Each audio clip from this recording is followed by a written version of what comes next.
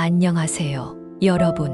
설렘 가득한 마음으로 오늘 이야기를 시작합니다.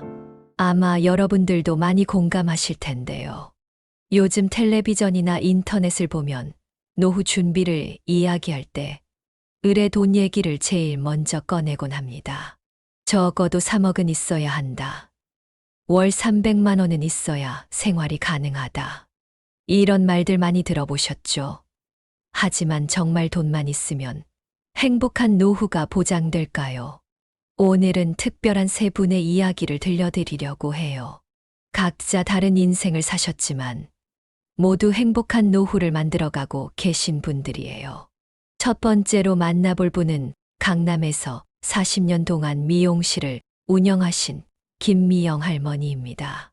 두 번째는 30년 넘게 시장에서 반찬 가게를 하신 박순자 할머니. 그리고 마지막으로 평범한 회사원으로 은퇴하신 이정호 할아버지까지 이렇게 세 분을 만나볼 거예요. 김미영 할머니는 이렇게 말씀하세요. 40년간 미용실을 하면서 꽤 돈을 모았다고 생각했어요. 처음 1, 2년은 정말 걱정이 없었죠. 손주들 용돈도 넉넉히 주고 친구들과 맛있는 것도 사 먹고 여행도 다녔어요. 그런데 3년째부터 불안해지기 시작했어요. 물가는 자꾸 오르지, 월세는 해마다 비싸지지, 예상치 못한 병원비도 늘어나고 통장 잔고는 자꾸 줄어들고 밤에 잠이 안 올 정도로 걱정됐어요. 박순자 할머니도 비슷한 경험을 하셨답니다. 반찬 가게 할 때는 장사가 잘 됐어요. 하루 매출이 50만 원도 넘었죠. 그때는 노후 걱정이 없을 줄 알았어요. 아들, 딸 결혼시키고 손주들 돌보면서 여유롭게 살 수 있을 거라 생각했죠. 그런데 가게 정리하고 2년쯤 지나니까 통장 잔고가 눈에 띄게 줄더라고요. 특히 겨울에는 난방비 때문에 정말 힘들었어요. 이정호 할아버지는 또 다른 이야기를 들려주셨어요. 전형적인 월급쟁이였어요. 30년 동안 한 회사에서 일하면서 꾸준히 저축했죠. 퇴직금도 받았고요. 그래도 은퇴하고 보니 부족하더라고요. 특히 생각지도 못한 지출이 많았어요. 갑자기 어깨가 아파서 한의원도 다니고 치과 치료도 받아야 했고 악기도 배우고 싶고 운동도 하고 싶은데 이것저것 가다 보니 돈이 녹듯이 없어지더라고요. 하지만 이분들은 각자의 방법으로 이런 어려움을 슬기롭게 극복하셨습니다. 어떻게 하셨는지 자세히 알아볼까요? 김미영 할머니는 40년 동안 쌓은 미용 기술을 새롭게 활용하기 시작하셨어요. 예전에 단골이셨던 할머님들 중에 거동이 불편하신 분들이 많으셨어요. 그분들 댁으로 직접 찾아가서 머리를 손질해드리기 시작했죠. 한 달에 5-6번 정도요. 머리 손질해드리면서 이야기도 나누고 말벗도 해드리니까 정말 좋아하시더라고요. 요양원에도 가시고 복지관에서는 봉사도 하시는데요. 처음에는 봉사 차원에서 시작하셨는데 입소문이 나면서 이제는 수입도 생기고 보람도 느끼신다고 해요. 특히 재미있는 건 손주의 도움을 받아 유튜브 채널도 운영하신다는 거예요. 처음에는 손주가 할머니 유튜브 해봐요 했을 때 웃기만 했어요. 내가 무슨 했죠. 그런데 요즘 어르신들 머리 손질하는 방법이나 홈케어 하는 법을 올렸더니 반응이 좋더라고요. 일주일에 한 번씩 영상도 올리고 카카오톡 채널도 운영하는데 구독자가 벌써 1000명이 넘었어요. 박순자 할머니는 또 다른 방법을 찾으셨어요. 반찬 가게 할 때 단골 손님들이 자주 찾아오셨던 게 생각났어요. 그분들한테 연락해서 제가 일주일에 2번 신선한 반찬 만들어서 배달해 드릴게요 했더니 다들 좋아하시더라고요. 명절에는 특별 주문도 받으시는데 설날에는 떡국떡이랑 만두, 추석에는 송편이랑 전을 미리 주문받아서 만들어 주신대요. 복지관에서는 요리 강사로도 활동하세요.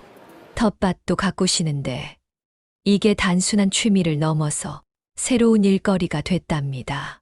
처음에는 심심해서 시작했어요. 텃밭에서 키운 채소로 반찬도 만들고 이웃이랑도 나눠 먹고 그러다가 한 달에 한 번 열리는 직거래 장터에 나가보니까 제가 만든 반찬이랑 채소가 잘 팔리더라고요. 이제는 단골도 생겼어요. 이정우 할아버지는 은퇴를 앞두고 미리 준비를 하셨대요. 은퇴하기 3년 전부터 공인중개사 공부를 시작했어요. 주말마다 도서관에서 공부하고 인터넷 강의도 들었죠. 다행히 은퇴하기 6개월 전에 자격증을 따냈어요. 지금은 지역 부동산과 협업해서 실버 세대를 위한 특별 상담을 하신답니다.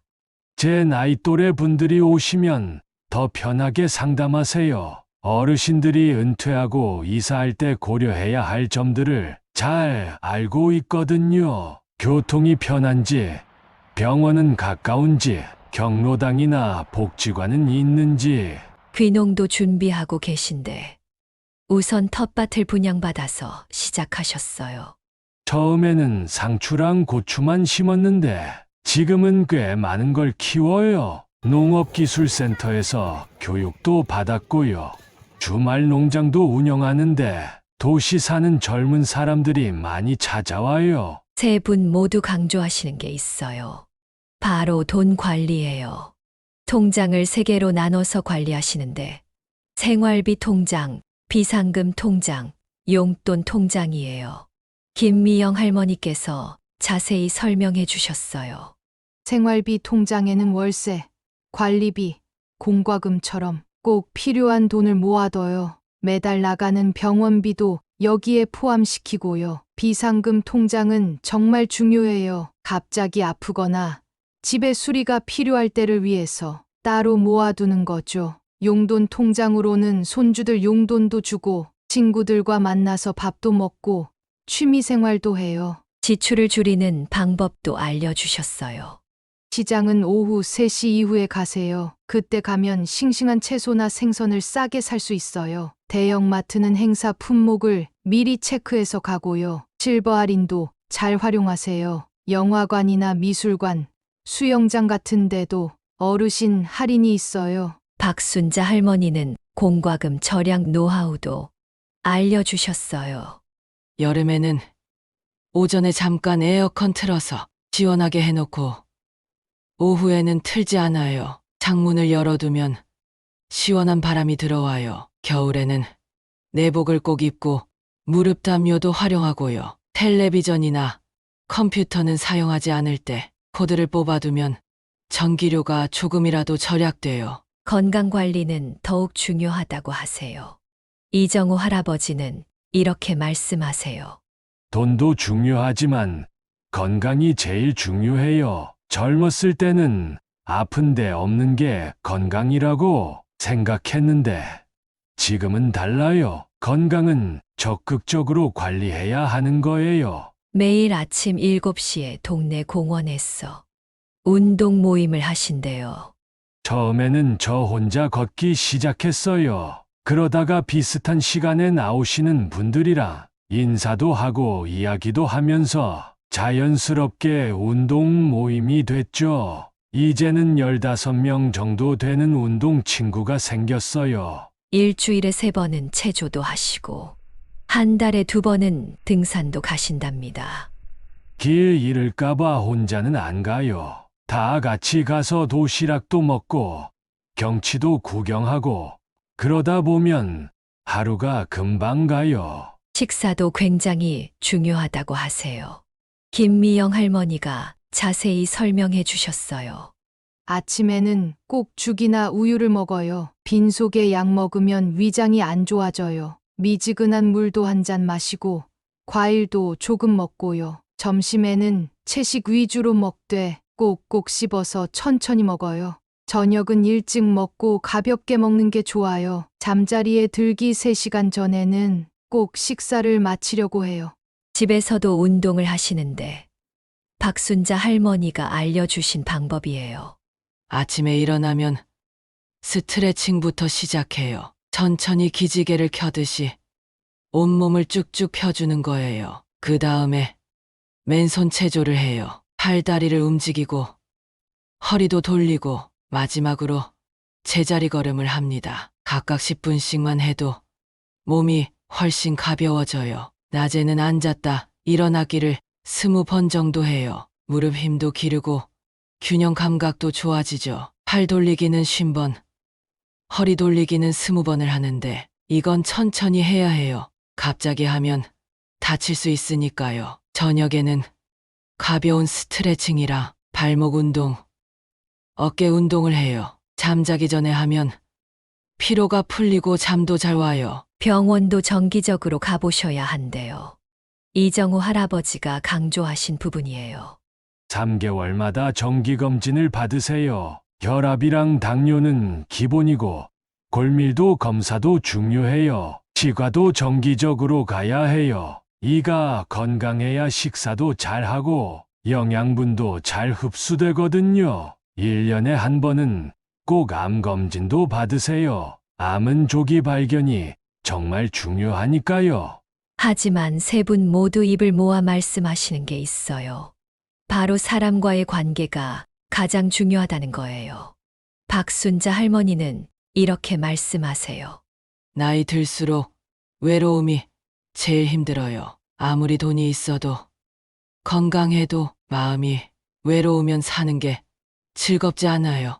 사람이 혼자서는 못 살아요. 가족, 친구, 이웃 모두 소중한 인연이에요. 자녀들과는 일주일에 한 번은 꼭 통화하시고 한 달에 한 번은 만나서 식사도 하신대요. 요즘은 영상통화가 있어서 좋아요. 손주들 얼굴 보면서 이야기하면 하루 종일 기분이 좋아요. 손주들이 방학하면 우리 집에 와서 며칠씩 지내기도 해요. 같이 요리도 하고 옛날 이야기도 들려주고 그런 시간이 제일 행복해요. 경로당에 가시는 것도 즐거운 일과 중 하나랍니다. 아침에 가면 운동하는 분들이 계세요. 같이 운동하고 나면 차 한잔 하면서 이야기꽃을 피우죠. 점심은 다 같이 먹어요. 각자 집에서 반찬 하나씩 가져와서 나눠 먹는데 이게 또 재미있어요. 오후에는 프로그램이 있어요. 노래교실도 있고 요가도 있고 시간 가는 줄 모르죠. 김미영 할머니는 새로운 도전도 하고 계세요. 복지관에서 하는 스마트폰 교실에 다녀요. 처음에는 어려웠는데 이제는 꽤 잘해요. 유튜브로 좋아하는 노래도 듣고 카카오톡으로 친구들이랑 사진도 주고받고 세상이 넓어진 것 같아요. 또 피아노도 배우기 시작했어요. 젊었을 때는 시간이 없어서 못 배웠는데 이제라도 배우니까 너무 좋아요.